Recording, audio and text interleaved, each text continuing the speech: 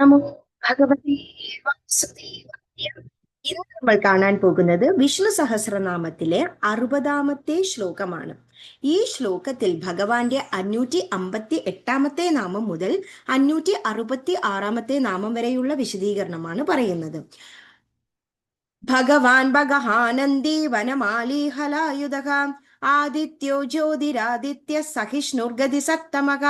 ഈ ശ്ലോകത്തിലെ നാമങ്ങൾ ഭഗവാൻ, ഭഗഹ, ആനന്ദി, വനമാലി, ഹലായുധ, ആദിത്യ, ജ്യോതിരാദിത്യ, സഹിഷ്ണുർ, ഗതിസത്തമ എന്നിങ്ങനെ 9 നാമങ്ങളാണ്. ഇതിൽ ആദ്യത്തെ നാമമാണ് ഭഗവാൻ. ഈ ഭഗവാൻ എന്ന ആ ഒരു നാമത്തെ രണ്ടായി പിരിക്കുമ്പോൾ ഭഗ, അതിനുശേഷം വാൻ. ഭഗ എന്ന ആ ഒരു പദത്തിന് വിഷ്ണു പുരാണത്തിൽ 6 അർത്ഥങ്ങളാണുള്ളത്. അതായത് നമ്മുടെ സമ്പത്ത്, നമ്മുടെ ശക്തി, ധർമ്മം, നമ്മുടെ പ്രശസ്തി, നമ്മുടെ ഓരോരുത്തരുടെയും വ്യക്തിത്വം, ജ്ഞാനം, അതുപോലെ തന്നെ നമുക്ക് വിരക്തിയുള്ള കാര്യങ്ങൾ. ഈ 6 പിന്നെ വിരക്തിയും ചേർന്ന് വാൻ എന്ന് പറഞ്ഞാൽ വിരക്തി. അപ്പോൾ ഈ 6 കാര്യങ്ങളും ഈ വിരക്തിയും ചേരുമ്പോൾ ഭഗവാൻ എന്ന് പറയുന്നു. അതായത് വിഷ്ണു പുരാണത്തിൽ സാക്ഷാൽ മഹാവിഷ്ണുവിനെ ഭഗവാൻ എന്ന് വിളിക്കുവാൻ കാരണം ആദിയിലുമുണ്ട്, അന്തത്തിലുമുണ്ട്, ഒരു തുടക്കത്തിലുമുണ്ട്, ഒടുക്കത്തിലുമുണ്ട്, വിദ്യയിലുമുണ്ട്, അവിദ്യയിലുമുണ്ട്, എന്നിങ്ങനെ എല്ലാ തരത്തിലുള്ള വ്യത്യസ്തമായ നിലയിലും ഭഗവാൻ ഓരോരുത്തരുടെയും മനസ്സിൽ കുടിയിരിക്കുന്നത് കൊണ്ട് ഭഗവാൻ എന്ന നാമധേയം. അടുത്ത നാമധേയം ഭഗഹ എന്നാണ്. ഭഗഹ എന്ന പദത്തിനർത്ഥം നശിപ്പിക്കൽ എന്നാണ്. അതായത് ഓരോ യുഗാവസാനത്തിൽ ഈ 6 തരത്തിലുള്ള മഹത്വങ്ങളെ ഭഗവാൻ തന്നെ നശിപ്പിക്കുന്നു. ആ സമയത്ത് എല്ലാം ഭഗവാനിൽ ലയിക്കുകയും ആ എല്ലാ ശോഭകളുടെയും അവസാനം ഭഗവാന്റെ മനസ്സിൽ തന്നെയാണ് പോയി നിലനിൽക്കുന്നത്. അതിനാൽ ഓരോ വിനാശനത്തിനും കാരണമാകുന്ന, യുഗാവസാനത്തിലെ വിനാശനത്തിന് കാരണമാകുന്ന ഭഗവാന് ഭഗഹ എന്ന നാമധേയം. അടുത്ത നാമധേയം ആനന്ദി എന്നാണ്. ഏറ്റവും സന്തോഷകരമായ ഒരു നിലയെ കൊടുക്കുവാൻ ആർക്കാണോ സാധിക്കുന്നത് ആ ഒരു ശക്തിയെ ആനന്ദി എന്ന് പറയുന്നത്. ആനന്ദത്തിന്റെ അങ്ങേ അറ്റത്തെ നിലയെ കൊടുക്കുവാൻ, ഓരോ ഭക്തനും കൊടുക്കുവാൻ ഭഗവാന് സാധിക്കുന്നു. അവർ ഭഗവാനിൽ പൂർണ്ണ സമർപ്പണം ചെയ്യുന്ന അവസ്ഥയാണെങ്കിൽ അവരുടെ ആ ഒരു ജീവാത്മാവിന് ആനന്ദത്തിന്റെ ആ ഒരു നില അനുഭവപ്പെടുന്നു. അതിനെ നന്ദി എന്ന് വിളിക്കുന്നു. നന്ദി എന്ന് പറയുമ്പോൾ നമ്മുടെ ഭഗവാൻ കൃഷ്ണാവതാരം എടുത്തപ്പോൾ നന്ദഗോപരുടെ പുത്രനായി അറിയപ്പെട്ടതിനാൽ നന്ദി എന്ന് വിളിക്കുന്നു. അതുപോലെ തന്നെ ആനന്ദി എന്ന് പറയുമ്പോൾ ആ നന്ദി എന്ന് പറയുന്ന ആ പ്രയോഗത്തിനോട് കൂടി ചേർത്ത് നന്ദഗോപാലന്റെ പുത്രനാകുന്നതിനാൽ ആനന്ദി എന്ന് പറയുന്നു. അതുപോലെ തന്നെ യശോദയുടെ മകനായി പിറന്ന ആ ഒരു അവതാരം അത്രയും പൂർണ്ണാവതാരമായി കണക്കാക്കപ്പെടുന്നു. അങ്ങനെ ഇതിഹാസമായ മഹാഭാരതം രചിക്കുവാനും നമ്മൾക്കത് പഠിക്കുവാനും സാധിക്കുന്നു. അതിനാൽ ഭഗവാൻ ആനന്ദി എന്ന നാമധേയം. അടുത്ത നാമധേയം വനമാലി എന്നാണ്. ഈ വൈജയന്തി എന്ന് പറയുന്ന പുഷ്പങ്ങളും ആ ഒരു ഇലയിലാൽ നിർമ്മിക്കപ്പെട്ട ആ ഒരു ഹാരത്തെ അണിഞ്ഞ ഭഗവാന് വനമാലി എന്ന നാമധേയം. അതായത് ഭഗവാൻ ഭൂത തന്മാത്രകളാൽ സൃഷ്ടിക്കപ്പെടുന്ന ഓരോ സൃഷ്ടിയുടെയും കർത്താവായി നിൽക്കുന്നതിനാൽ ഭഗവാന് വനമാലി എന്ന നാമധേയം. അടുത്ത നാമധേയം ഹലായുധ എന്നാണ്.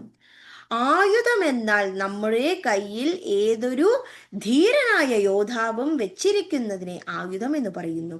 ആ ഒരു ഭഗവാൻ സാക്ഷാൽ ബലഭദ്രൻ എന്ന ഒരു അവതാരം എടുത്ത സാക്ഷാൽ മഹാവിഷ്ണുവിന്റെ ആയുധമായി ഹല എന്ന ആയുധം വെച്ചിരിക്കുന്നതിനാൽ ഭഗവാന് ഹലായുധ എന്ന നാമധേയം.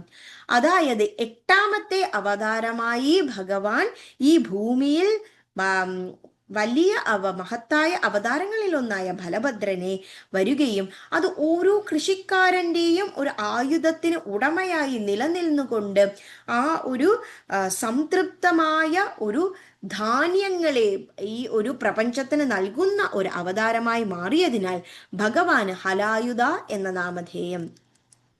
അടുത്ത നാമധേയം ആദിത്യ എന്നാണ്.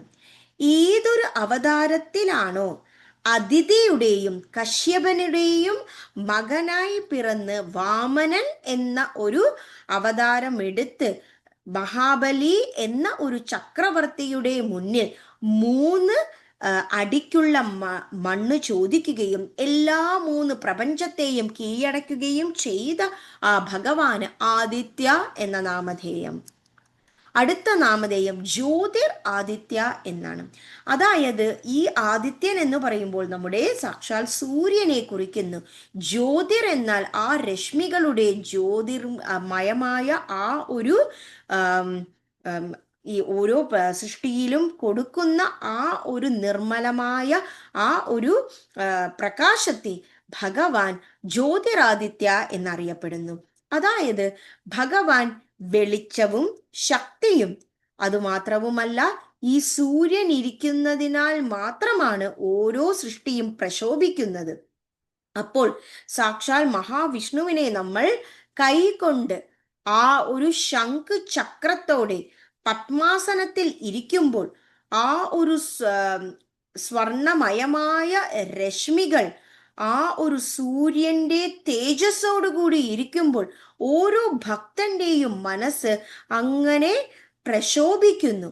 അതുപോലെ തന്നെ ഭഗവാൻ സാക്ഷാൽ നാരായണനായി ഇരിക്കുമ്പോൾ ആത് എന്ന് പറയുന്ന ആ ഒരു വിഷ്ണു ഭഗവാനും ഇത്യ എന്ന് പറയുമ്പോൾ ആ ഒരു അനുഗ്രഹത്തെയും കുറിക്കുന്നതിനാൽ ഭഗവാന് ആദിത്യ എന്ന നാമധേയം. അതായത് ഈ ഒരു പ്രപഞ്ചത്തിൽ ആ സൂര്യരശ്മികളാൽ മാത്രമാണ് ഓരോ ജീവരാശികളും നിലനിൽക്കുന്നത്. അത് മരങ്ങളായിക്കോട്ടെ, ചെടികളായിക്കോട്ടെ, കൊടികളായിക്കോട്ടെ, സാക്ഷാൽ മനുഷ്യരായിക്കോട്ടെ, മൃഗങ്ങളായിക്കോട്ടെ, പക്ഷികളായിക്കോട്ടെ, എല്ലാവർക്കും ആദിത്യന്റെ ആ രശ്മികളിൽ നിലനിൽക്കുന്നതിനാൽ സാക്ഷാൽ മഹാവിഷ്ണുവിന് ജ്യോതിരാദിത്യ എന്ന നാമധേയം.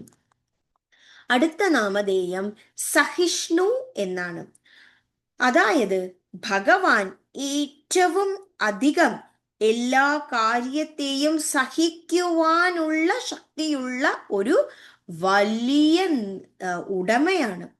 അതായത് ഈ ഒരു സൃഷ്ടികളിൽ നിന്നും പല തരത്തിലുള്ള പ്രവൃത്തികളാണ് ഭഗവാൻ കാണുന്നത്. അതായത് അവർ കൈകൾ, അവരുടെ ഇന്ദ്രിയങ്ങൾ കൊണ്ട്, അവരുടെ മനസ്സുകൊണ്ട് ഏതൊക്കെ രീതിയിലുള്ള ചിന്തയായിക്കോട്ടെ, അവരുടെ ഓരോരോ മനസ്സിൽ കടന്നു പോകുന്ന വികാരങ്ങളായിക്കോട്ടെ, എല്ലാം കണ്ടുകൊണ്ട് സഹിച്ചുകൊണ്ട് അവർ ധർമ്മത്തിന്റെ പാതയിൽ വരുമെന്ന ഒരു പ്രത്യാശയോടെ നിൽക്കുന്ന ഭഗവാന് സഹിഷ്ണു എന്ന നാമധേയം. ഈ ശ്ലോകത്തിലെ അവസാനത്തെ നാമമാണ് ഗതി സപ്തമ എന്ന്.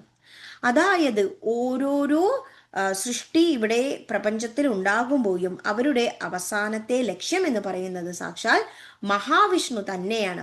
എന്നാൽ അവിടെ എത്തുവാൻ ഏറ്റവും അനുയോജ്യമായ പാത ധർമ്മത്തിന്റെ പാതയാണ്. അപ്പോൾ ഗതി എന്ന് പറയുമ്പോൾ അവരുടെ ലക്ഷ്യവും അവരുടെ പാതയും രണ്ടിനെയും കുറിക്കുന്നു.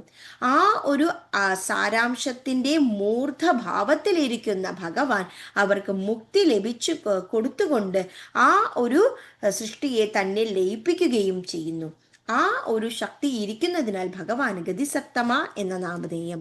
അപ്പോൾ ഈ ശ്ലോകത്തിൽ നമ്മൾ കണ്ട നാമങ്ങൾ ഭഗവാൻ, ഭഗഹ, ആനന്ദി, വനമാലി, ഹലായുധ, ആദിത്യ, ജ്യോതിരാദിത്യ, സഹിഷ്ണു, ഗതിസത്തമ എന്നിങ്ങനെ 8 നാമങ്ങളാണ്. ഭഗവാൻ ഭഗഹാനന്ദി വനമാലി ഹലായുധക ആദിത്യോ ജ്യോതിരാദിത്യ സഹിഷ്ണുർഗതി സത്തമക. ശ്രീഹരേ നമഃ ശ്രീഹരേ നമഃ. ഗോപികാ ജീവനസ്മരണം ഗോവിന്ദ ഗോവിന്ദ. Thank U.